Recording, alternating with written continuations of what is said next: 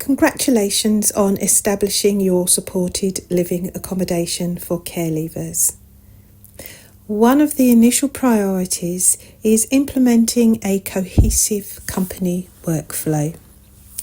This entails outlining standard operational practices that both managerial staff and support workers stick to constantly. A visualisation flowchart can be particularly effective in showing the workflow.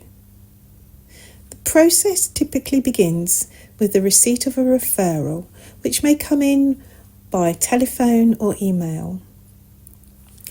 When you receive a placement request form, the manager assesses its suitability, possibly consulting with the deputy manager, clinical psychologist or other relevant professionals within your company to determine compatibility. You need to have good matching. In instances where a missing persons grab pack is required, particularly in locations like London with protocols such as those of the Metropolitan Police, the manager ensures it's sent to the local authority for them to complete as much detail as possible. Once deemed suitable, the manager proceeds to allocate an appropriate key worker or support worker, considering factors such as outreach hours agreed upon with the local authority.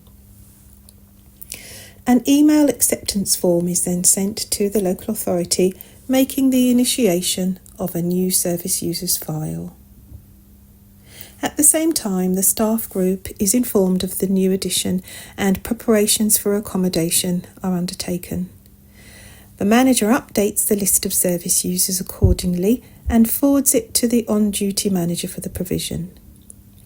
A date for the new starters move-in is agreed upon, followed by a 72-hour placement meeting involving the manager, key worker and possibly other stakeholders like personal advisor or social worker. During this meeting, documentation to do with the moving in process is completed, including the young person's guide and baseline assessment. If applicable, monthly supervision KPI forms are reviewed to devise a work plan, discussing supervision arrangements and expectations with the new starter, the key worker and the manager. The key worker assumes responsibility for completing all moving in paperwork within 72 hours and schedules regular meeting slots with the young person, establishing expectations around behaviour and direct work, often utilising a formalised programme such as our one, the Care Leavers programme by Elevate Care Insights. Additionally, the key worker ensures upcoming reviews such as the looked after child review of arrangements or the pathway plan reviews. They are scheduled and documented in the diary and everyone is aware of them. Support workers focus on completing baseline assessments, risk assessments and daily logs with the possibility of consulting with a clinical psychologist regarding the referral. The contact reports and other documents are completed by both key workers and support workers, with reports subsequently being sent to the local authority by the manager. These reports contribute to internal KPIs and quality management processes, aiding in the support of your OFSTED inspection and the overall service improvement of your provision.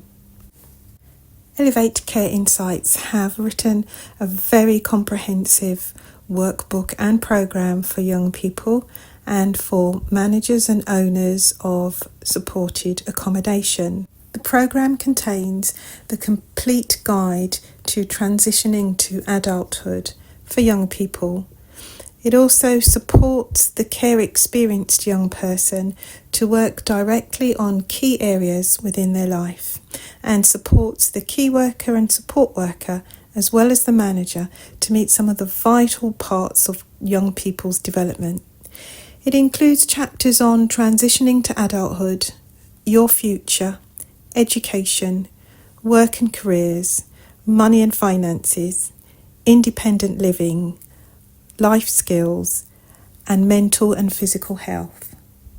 Each section includes information and guidance on what the young person, the supervisor, and the key worker need to know about in any particular topic. Additionally, there are exercises and reflections designed to ensure that the book is about the young person's future. All provisions need a framework to work with young people to undertake direct work. So it's a good framework for your provision. It's also evidence that you are making a difference because it is an outcomes-based model, looking at relationship-based work with young people. And you can also use it as your continuing quality improvement and as evidence to OFSTED and the local authority that you know what you're talking about, based on years of experience from the people at Elevate Care Insights. As usual, please do like and subscribe and leave any comments below. But also below you will see the link to the Care Levers Charting Your Path programme and workbook, which you can download immediately.